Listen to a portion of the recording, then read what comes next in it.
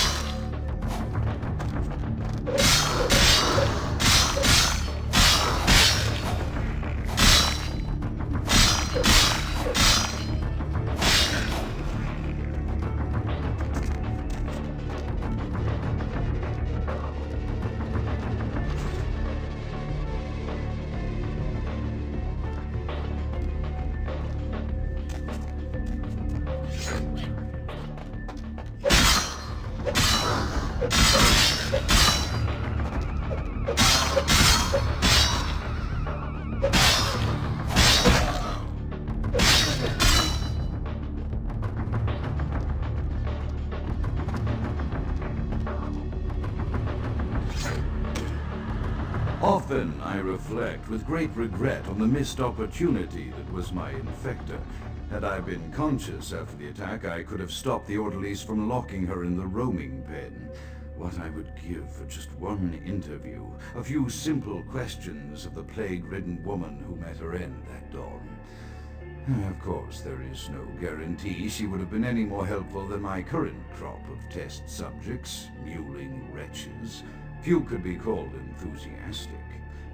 Given the nature of the tests, I cannot expect the same fervor from all, but a modicum of cooperation would be appreciated.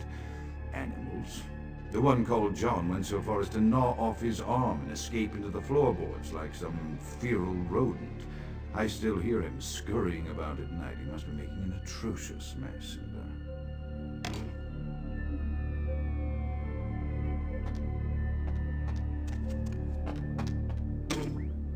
My studies proceed at a languid pace. I'm mired in a foul ennui as my wife's illness advances. My subjects grow restless without proper supervision, but I cannot pull myself back from this black depression. How many nights I've wasted now, gazing from the tower walk, pondering the frailty of existence.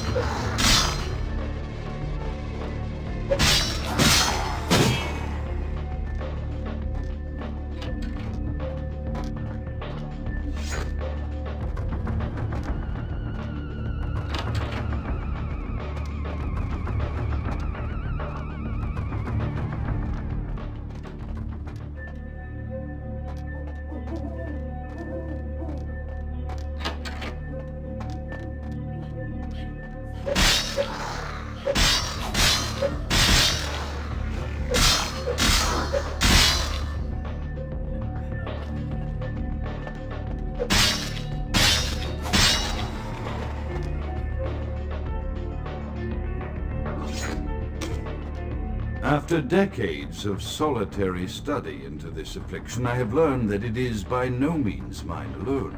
Indeed, the city is home to an entire society of similarly afflicted individuals with whom I've only recently made contact. They are an understandably standoffish sort by and large, but I have been able to confirm with them that the condition is indeed vampirism, which apparently comes in a multitude of strains, each with a spectacular set of symptoms such as invisibility and even a sort of lycanthropy. Through numerous official interactions with the governing body of this secret society, I have concluded that their fundamental understanding of the vampiric condition is woefully lacking and mired in suspicion and pseudo-religious dogma that would make a Turk balk for its strictures. Indeed, they seemed impressed with my studies and the eloquence with which I was able to present them. Apparently, the typical sufferer of my particular strain of vampirism is far from the vanguard of the King's English. So impressed were they that they even offered me an office in their government, a rather high office by the sound of things. I believe I shall accept.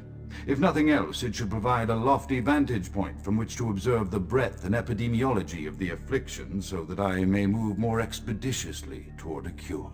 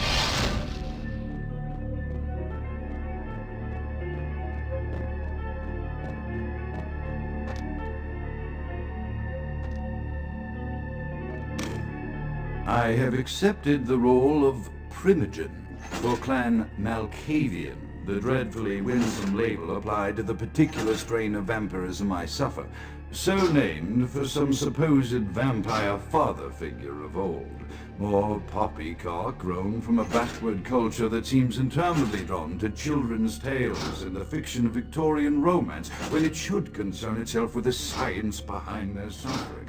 No matter. For I have taken this office for no greater reason than to advance my research. I must make mention, however, that even among my would-be peers in this governing body of vampires, the level of paranoia and superstition is frightening.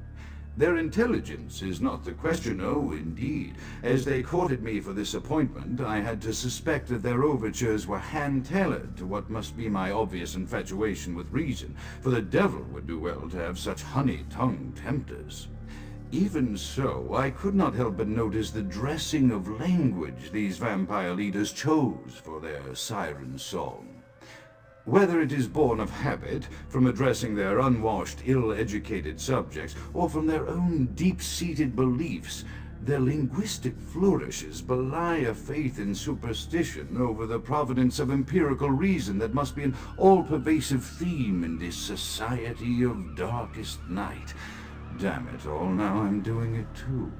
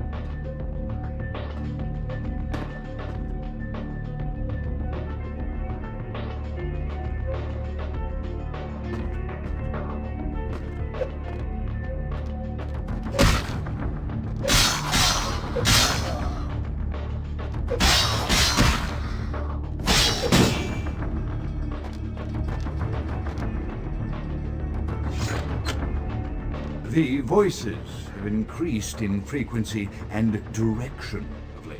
They have begun to stay with me long after conversation has ceased and are serving as quite a distraction. I fear others are beginning to notice my preoccupation at the vampire gatherings.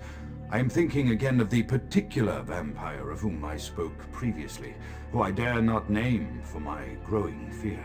If the voices are to be believed, then my caution is warranted, for they speak of his blackest crimes, both past and future.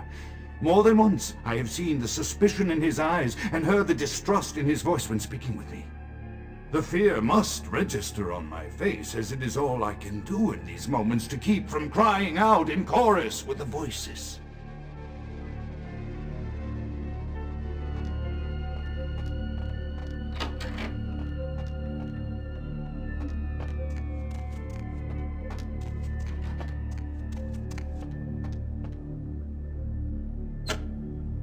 I am no longer safe.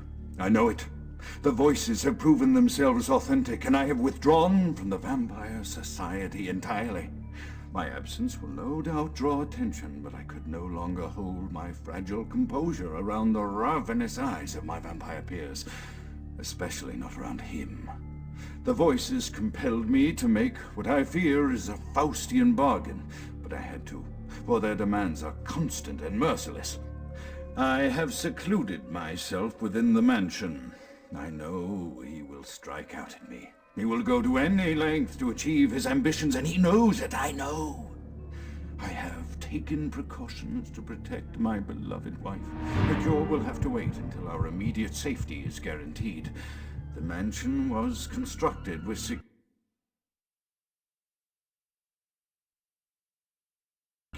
in mind, but at that time I was not privy to the full range of vampire capabilities.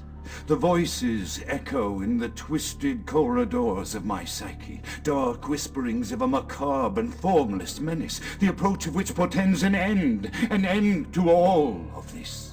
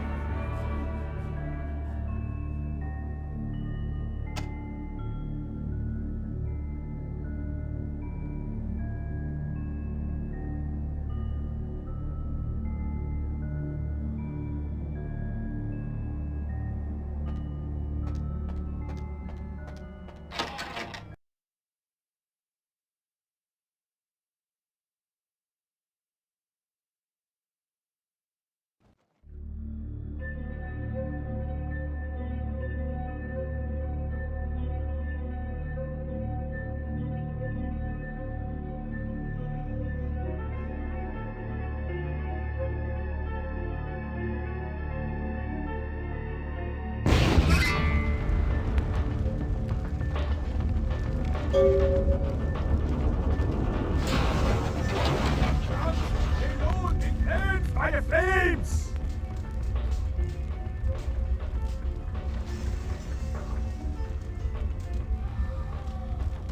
Count is dead? Pity it could not be by my hand. No matter. Soon your self-made kings and false prophets and all who bear the mark of the beast will be washed from the earth for the coming of the Lord. As you burn, tell them it was Grünfeld Bach who sent your damned soul to that lake of fire. All agents of Satan shall return to whence they came. Let this righteous display serve as a promise to all who serve the land. Keep that mind. I will come upon you. By the power of the Lord, I will cleanse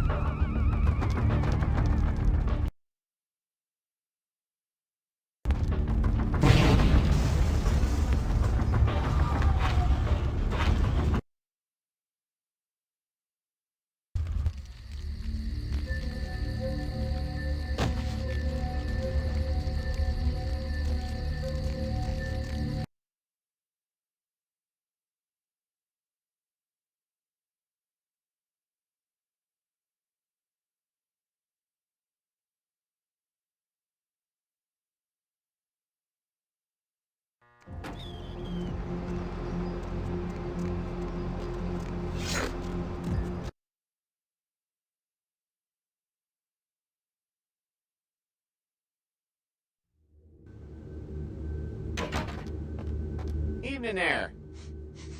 Something burning? Ooh, smells like someone burnt the burgers.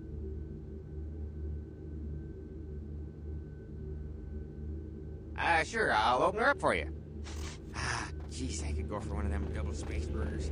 The onions, cheese, bacon, guacamole.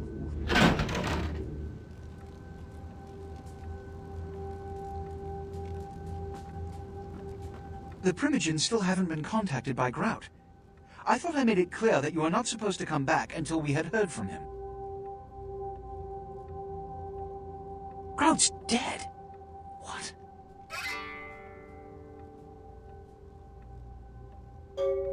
Bok! Every time I think he's lost the scent. So, Bok killed Grout to draw me out. Bok is a hunter. They stalk and kill our kind to appease their god. But like many mortals, their so-called faith is nothing but a conduit through which they quench their killing urge. Who else would have killed Grout?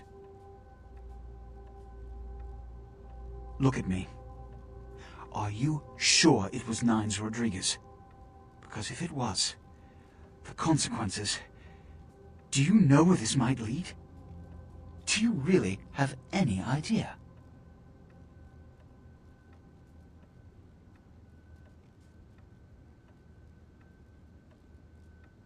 I'm glad you find this so amusing. I don't. And do you know why? It means... Under most circumstances, I would call a blood hunt on the murderer immediately. However, the anarchs of this city may interpret such an action to be a declaration of war. I do not want a war with them. This decision will take some time. I need to confer with the Primogen on this. In the meantime, I've come to a decision on the Ankaran sarcophagus, and I believe that for the safety of the inhabitants of this city, we need to place the sarcophagus under Camarilla protection until its contents can be confirmed. You're becoming quite indispensable to me. So, out of all my available personnel, I'm going to entrust the retrieval of the sarcophagus to you. It was quietly delivered to the Museum of Natural History a few hours ago.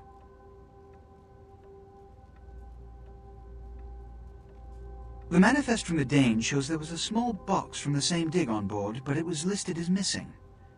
Keep an eye open for it. It may have been overlooked. It's crucial we get the sarcophagus in our possession within the next few hours. Here are the keys to the front door of the museum.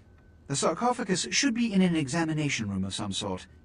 There's a small security staff on site, but I don't want a massacre.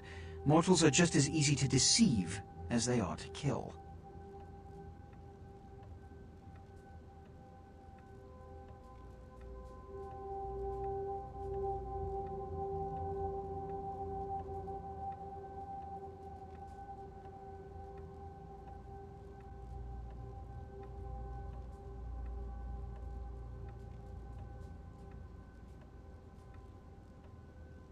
There is a degree of immediacy attached to this task. Work fast. And, as on the Dane, you are not to...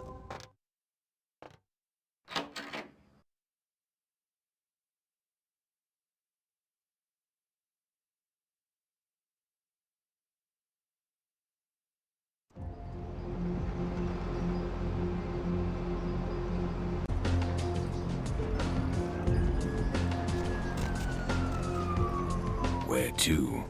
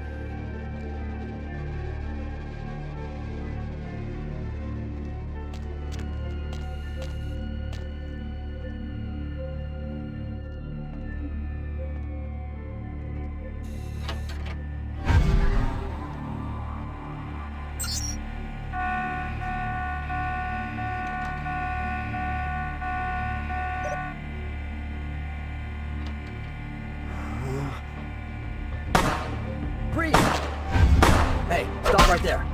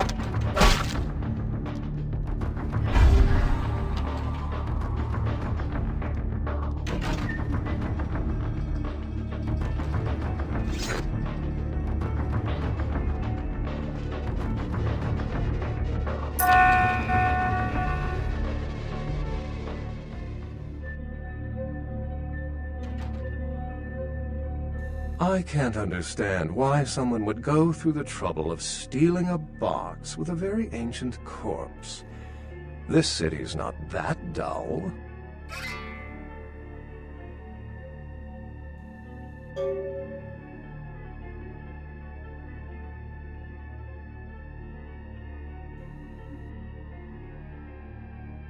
I'm an archaeologist, so I thought I'd indulge in a quick study of this Ankaran sarcophagus everyone's so riled up about. My guess, from what I've read about it, is that it's a mummified Mesopotamian king. I needed confirmation. Oh, I really wish I had. All this speculation about the sarcophagus containing an antediluvian and being a portent of Gehenna is making me cringe. These are the kinds of ridiculous, superstitious assumptions I came here to debunk.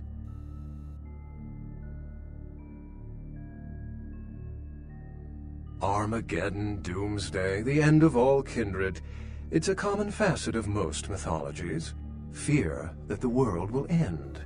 Many believe Cain and the antediluvians will return to consume or destroy all kindred. I wholeheartedly disagree. No one I know has ever met one, but each of the clans and their bloodlines supposedly trace their origin to an original vampire, an antediluvian. Some swear these grandsires still exist into the present, but then kindred and kind believe a lot of strange things. Cain is the biblical first kindred and founder of the mythological first city, Enoch, a place where kindred and kind coexisted. I believe Cain's a figure concocted to personify the transition from nomadic society to agrarian society. That myth, like most, has been twisted by time. Thin bloods rarely exhibit features or powers of their clan, and many can't embrace. Some are even rumored to have reproduced. Many kindred are terrified that their weak blood heralds the dissipation of every bloodline. Somewhat of an ignorant reactionary response, don't you think?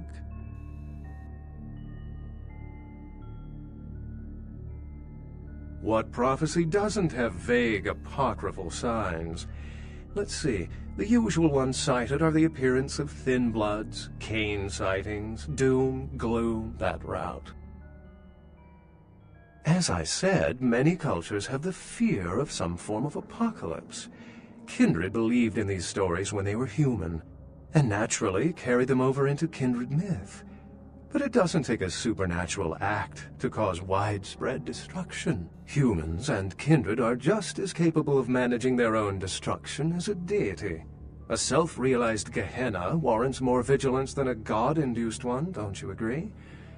Such is my argument, which so frequently falls on deaf ears. Thin bloods, they're a fascination of mine. They are considered a weaker, more human-like kindred, hence the name, Thin Blood. But they are sired same as any of us. I've heard a large concentration of them live in this city. They're one of the reasons I'm in Los Angeles. Oh, don't let me interrupt your progress, if indeed you've made some. My reason for being here is probably being bid on as we speak. Someone is certainly going to be surprised when they find out they've just paid a kingly sum for a desiccated old corpse.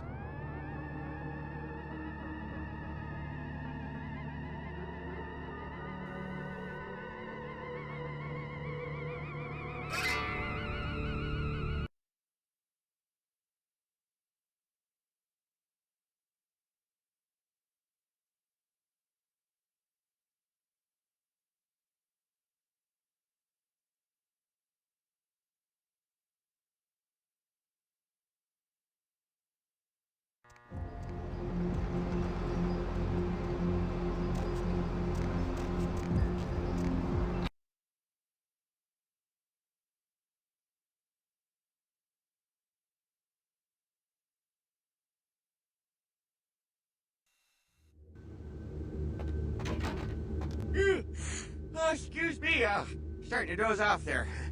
Oh, I need to get a guard animal of some sort to alert me when folks come in. Maybe one of them chimps like on that show 8 Detective?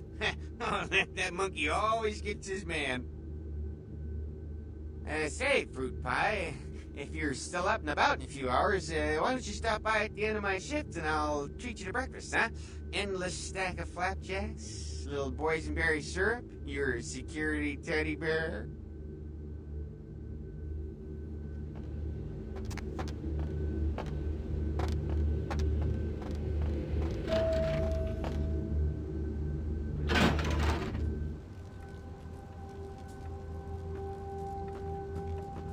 The folly of leadership is knowing that no matter what you do, behind your back there's hundreds, certain that their own solution is the sounder one, and that your decision was the byproduct of a whimsical dart toss. I pronounce the blast sentence, and I soak the critical fallout. I make the decisions no one else will. Leadership. I wear the albatross and a bullseye.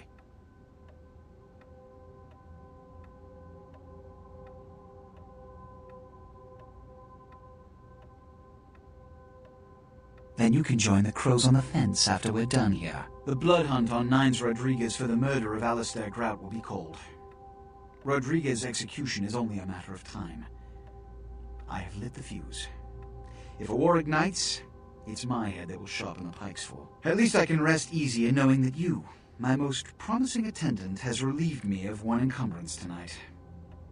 Do you need assistance bringing the sarcophagus up to my office?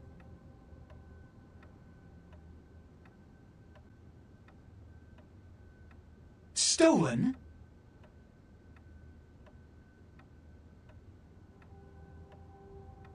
Stolen? How? Who would... Oh, Gary. Gary, you treasonous maggot. I should have anticipated your treachery, sewer rat. The Nosferatu Primogen. The Nosferatu were responsible for finding out where the sarcophagus was taken after the Dane, and for getting keys to the museum. They were the only ones who knew. It's obvious to me now. My mistake. I want him found. I want him... found. The sarcophagus could be exploited, causing who knows what catastrophe to this city if it were to fall into the wrong hands.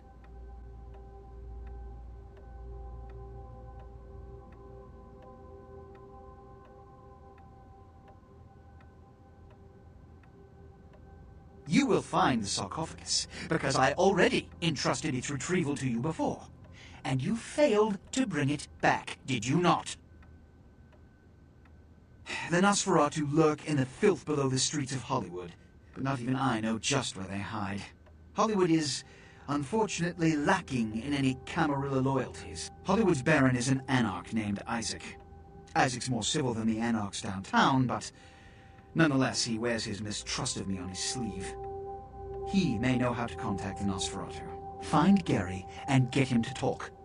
That sarcophagus could be used against us. Do not come back until you have it. Now, I must announce the blood hunt and bear the brunt of all consequences. Escort her out.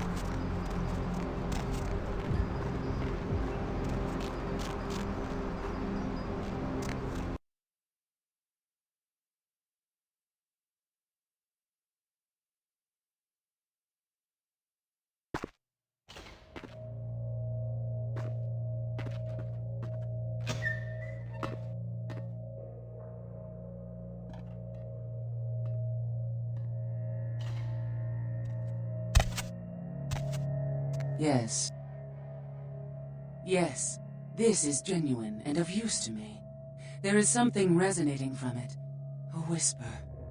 I will give you this in trade. It is known as the Odious Chalice. It swells with spilled blood and offers its bloat to its owner. Yes.